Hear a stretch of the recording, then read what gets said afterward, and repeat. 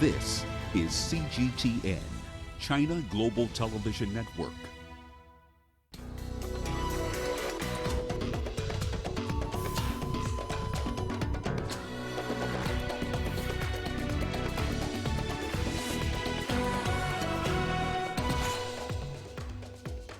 The UN rejects a U.S. resolution to extend arms embargo against Iran. The Mauritius oil spill. The ill-fated ship starts breaking apart. And the WHO raises concerns about rising cases of Ebola in the north and western part of the Democratic Republic of Congo. Hello and welcome to Africa Live. As always, great to have you with us. I'm Richard Nta, live in Nairobi. And for those of you joining us from across the continent and around the globe, we thank you for joining us. Let's take a look at other stories making headlines this hour. In our continuing series, Made in Africa, we take you to Morocco, which produces most of the world's argan oil. And in sports, Uganda's Joshua Cheptegei breaks 16-year-old 5,000 meters world record in Monaco. Once again, welcome to Africa Live. I'm Richard Nta. Let's bring you up to speed with some of the stories we have on our radar.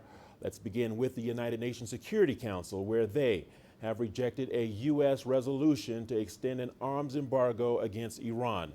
The ban is due to expire in October as part of the 2015 Iran nuclear deal. Washington has slammed the vote, threatening to trigger a return of all UN sanctions on Iran using a provision in the agreement known as snapback. The move could destroy the nuclear deal and further escalate regional tensions. Another face-off between Iran and the United States, this time at the UN Security Council. Washington suffered a defeat on Friday when the Council rejected its bid for extending a conventional arms embargo on Iran. Russia and China voted against the resolution, and 11 members abstained. The Dominican Republic was the only country that supported the U.S.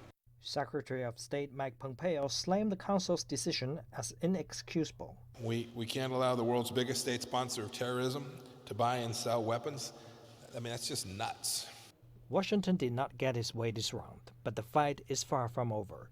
Earlier, Pompeo indicated that if the vote failed, the U.S. would move to trigger the snapback mechanism or a resumption of crippling UN sanctions on Tehran that were in place before the nuclear deal was struck. However, Iran says the U.S. lost that right when it left the nuclear deal 2 years ago. The failure of Friday's vote sets the stage for the rift between the United States and the international community to deepen further. Iranian Foreign Ministry spokesperson Abbas Mousavi tweeted, "The U.S. has never been so isolated." The U.S. administration clearly disagrees. It announced on Friday that it had confiscated Iranian fuel shipments bound for Venezuela with the assistance of foreign partners. We have 4 tankers. They go into Houston, and they're there. They're not supposed to be doing that. Iran's not supposed to be doing that. And so we did. We seized the tankers, and we're moving them and moved to Houston. U.S. officials say no military force was used in the seizures, and they instead threatened the ship owners, insurers, and captains with sanctions to force them to hand over their cargo.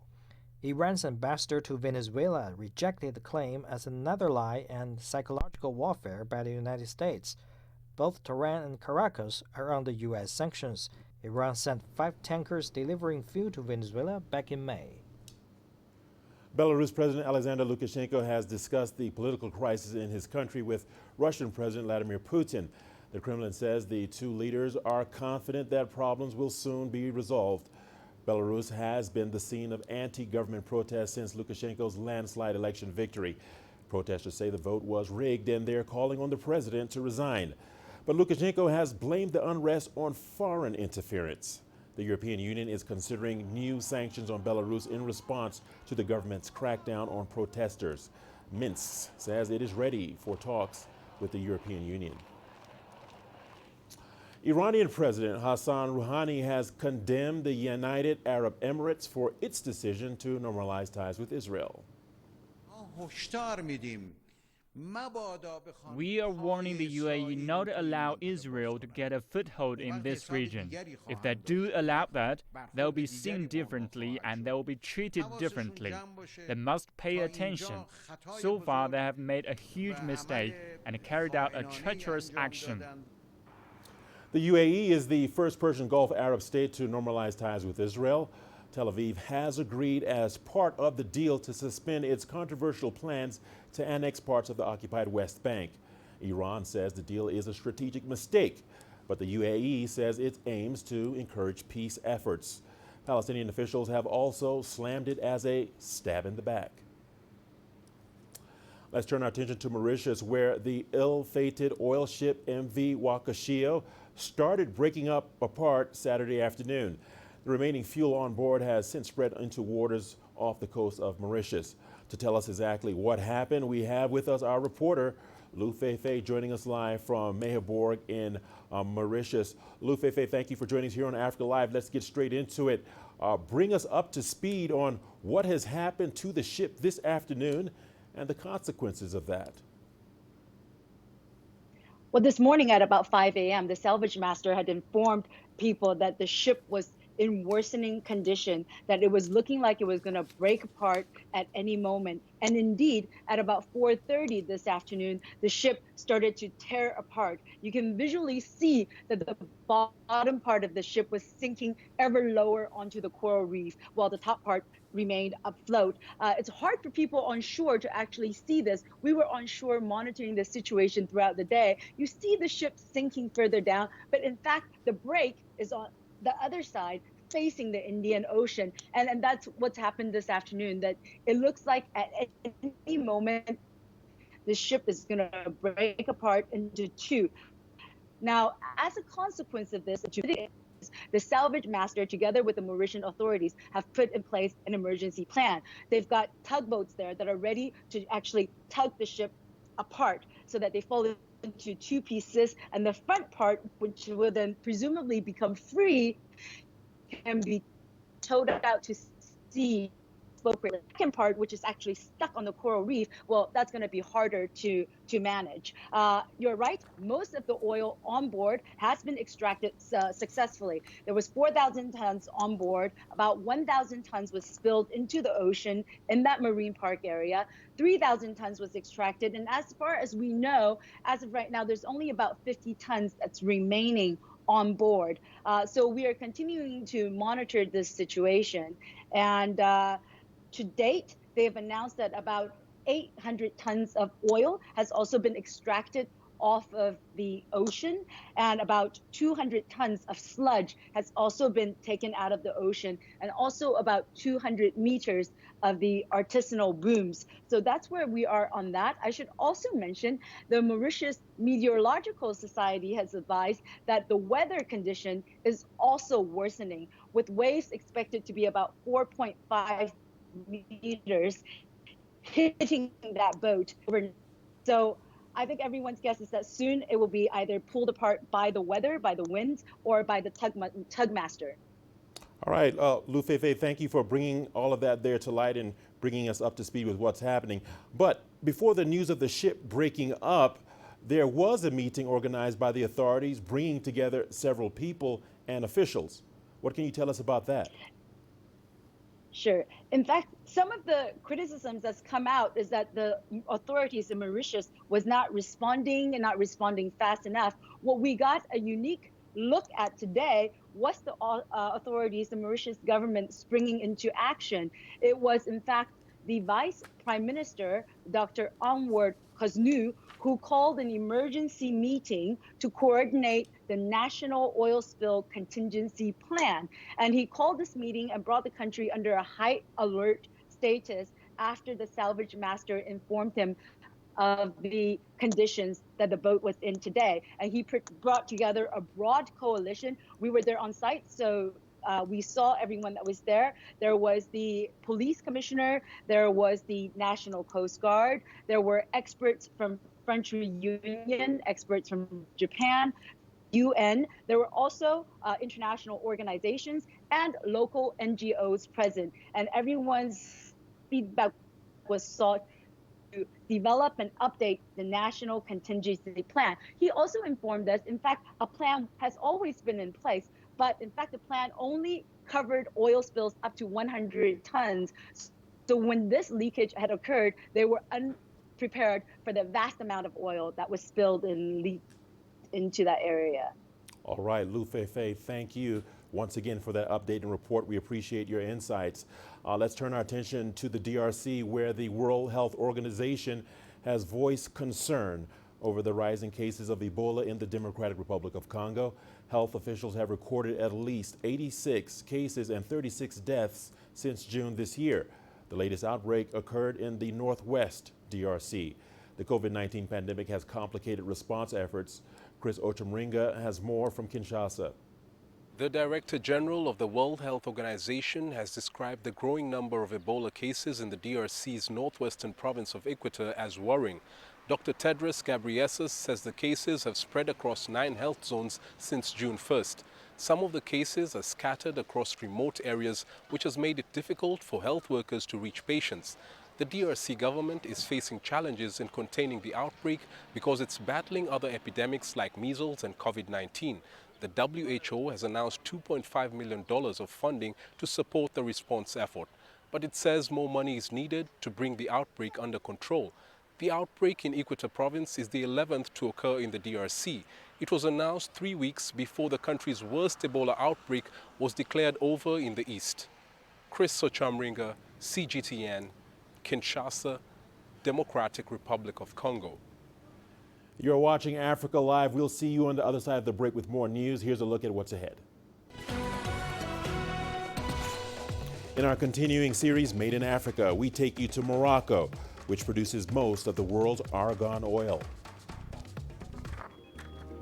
Taking care of COVID-19 patients, there's always that anxiety. Handling money is very dangerous. Wearing of masks has become the new normal for some of them while performing.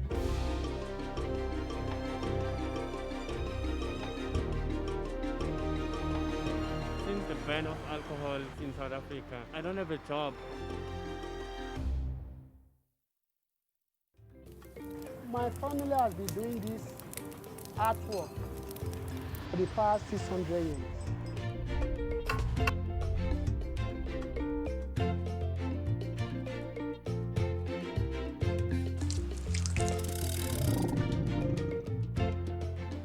My dream is to be a leading player in Africa in spice sector.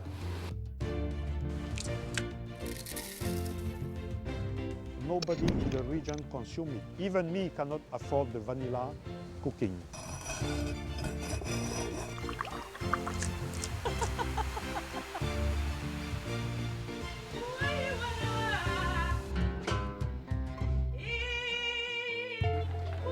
What we've created here is the elegance, the color, the celebration of life.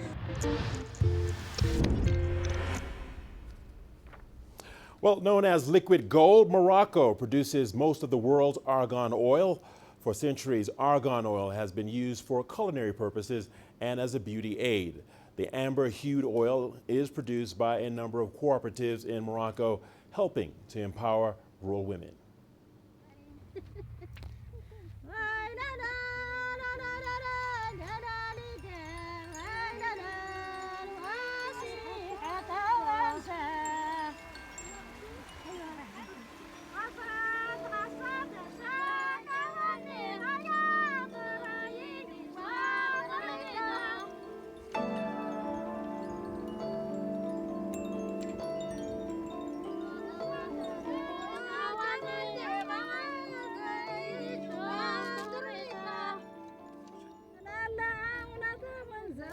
درنا أرغان على أساس هو الشجرة اللي كتواجد عندنا في المنطقة.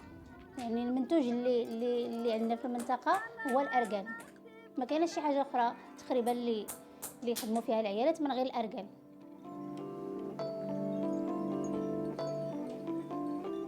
على أساس أنه العيالات كانوا كيخدموا غير في ديورهم، ويعني كل وحدة كتخدم في دارها.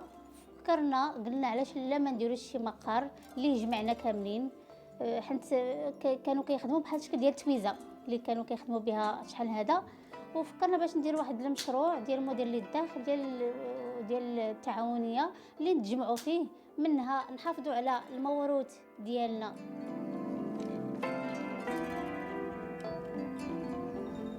لطيفة يتعبو رئيسة التعاونية الفلاحية النسوية تيريزيت لإنتاج وتسويق زيت الأرغان ومشتقاته.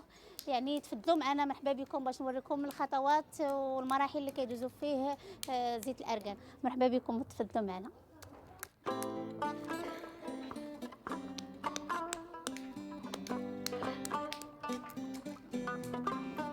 سنة 2013 عاد درنا واحد الجروب اللي فيه 8 ديال الكوبيراتيف اللي كنحاولوا نتجمعوا فيه يعني ونقلبوا على الحلول ديال المشاكل اللي كاينين عندنا كاملين. وبالتالي يعني الا جينا نقولوا المهم بحال الا كنتي بوحدك، بحال الا كنتي مع اتحاد، ولكن اتحاد قوه.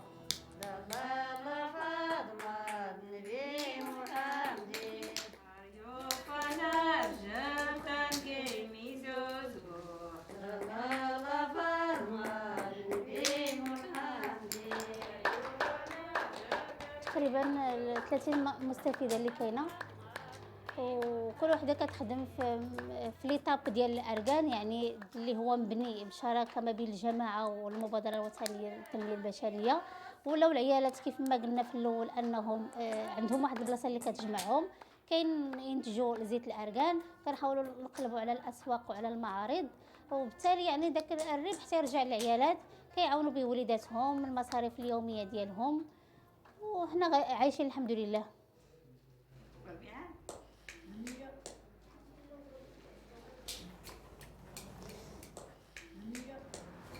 هذه المرحله الاولى كيحيدوا فيها القشره الارغان، يعني كتسمى مرحله ديال التقشير. هذه المرحله الاولى ديال التقشير.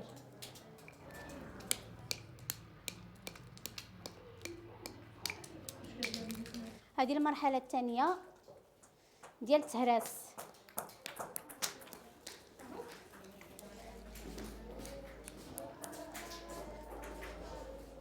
هذه المرحله ديال التحميص.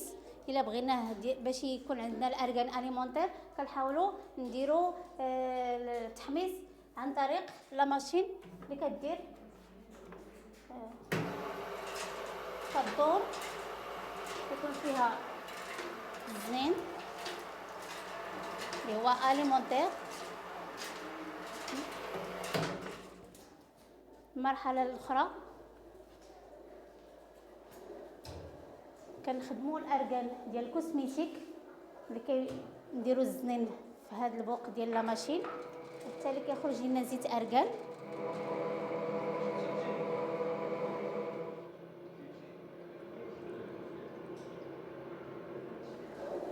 هذا كيتسمى ارغان ديال الماكله، ارغان اليمونتير ارتيزان، يعني بطريقه تقليديه.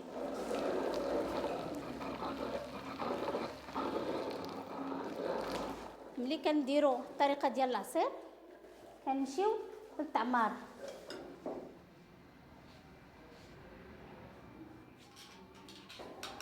هنا كنديروا فيه تيكتاج وكنعمروا فيه القراعي.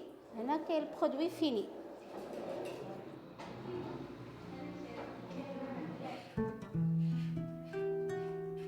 بالنسبه للارغان يعني ليه مطالب كثيره، بحيث انه لقاو فيه عده منافع بالنسبه للانسان، بحال الاوميغا 3 اوميغا 9، يعني اللي هو واحد سميتو اللي هي مفيده للصحه.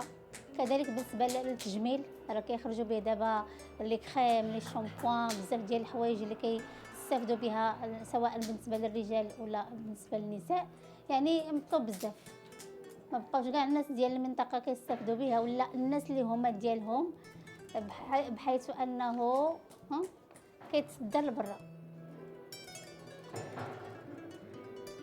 بالنسبه للكوسميتيك كيمشي حتى ل 600 درهم تقريبا اللتر. بالنسبه للاليمونتير 250 300.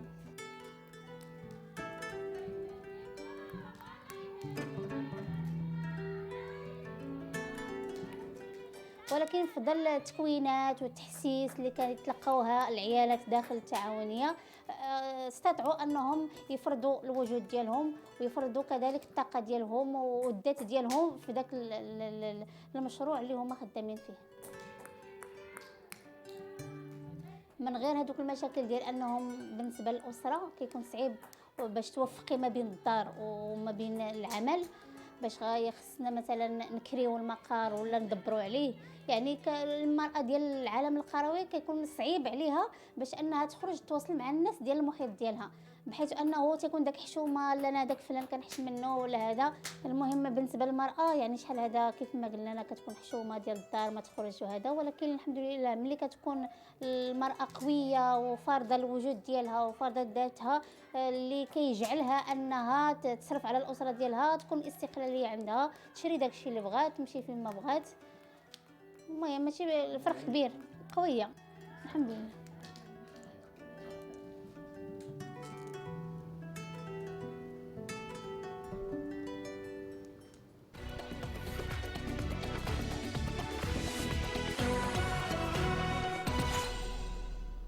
Welcome to Sport on Africa Live. Let's